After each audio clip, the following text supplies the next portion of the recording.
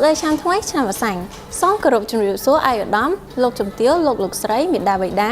អ្នកអាណាព្យាបាលនិងសិស្សានុសិស្សទាំងអស់ជាទីគោរពនិងជាទីរាប់អាន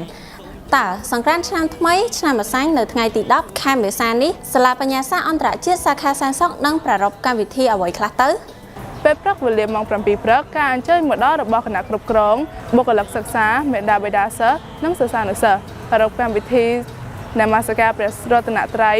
សមាទានសិលរាប់បាត់ព្រះសង្ឃចំនួន 7 អង្គវេទិយទានប្រគេនព្រះសង្ឃឧទ្ទិសកុសលជូនចំពោះបុព្វការីជននិងស្ដាប់ព្រះសង្ឃចម្រើនព្រះបរិត្តប្រសិទ្ធពរជ័យចម្រើនសិរីសួស្ដីឆ្នាំថ្មីបន្ទាប់មកនឹងមានការសម្ដែងរបស់សិស្សានុសិស្សចាប់ពីមត្តេយសិក្សារហូតដល់ថ្នាក់ទី11ការសម្ដែងនោះរួមមានរបាំជូនពររបាំត្រុដិនិងការសម្ដែងសមត្ថភាពថ្នាក់មត្តេយបឋមសិក្សានិងមធ្យមសិក្សានិងការ៉ាតេជាដើម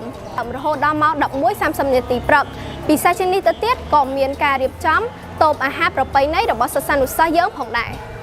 ចំណែកកម្មវិធីពេលរសៀលវិញចាប់ពីម៉ោង 1 រសៀលទៅយើងនឹងមានប្រារព្ធពិធីស្រង់ព្រះពុទ្ធរូបលេងល្បែងប្រជាប្រិយខ្មែរមានដូចជាបោះអង្គញ់ចោលឈូងលាក់កសែងទាញព្រ័ត្រដំណាំសឹកឈើនិងរាប់លេងកម្សាន្តរហូតដល់ម៉ោង 4:30 នាទីល្ងាចកុំភ្លេចណាអញ្ជើញចូលរួមទាំងអស់គ្នាពេញបុណ្យកុសលក្នុងឱកាសបុណ្យចូលឆ្នាំថ្មីឆ្នាំវស្សាដែលនឹងឈានមកដល់នៅថ្ងៃខាងមុខនេះជាមួយនឹងសង្គ្រាមបញ្ញាសាស្ត្រអន្តរជាតិដែលប្រព្រឹត្តទៅនៅថ្ងៃទី10ខែមេសាឆ្នាំ2025វេលាម៉ោង 7 ព្រឹកតទៅនៅសាលាបញ្ញាសាស្ត្រអន្តរជាតិសាខាសែនសុខក្នុងបរិយាពិភពថ្មីសែនសុខនៅជិតផ្សារម៉ាក្រូនិងអ៊ីអន2សូមសិរីសួស្ដីជ័យមង្គលវិបុលសុខកើតមានដល់មេដាបៃតាអ្នកអាណាព្យាបាលសិស្សគ្រប់ពេលគ្រប់វេលាសូមអរព្រះគុណនិងសូមអរគុណ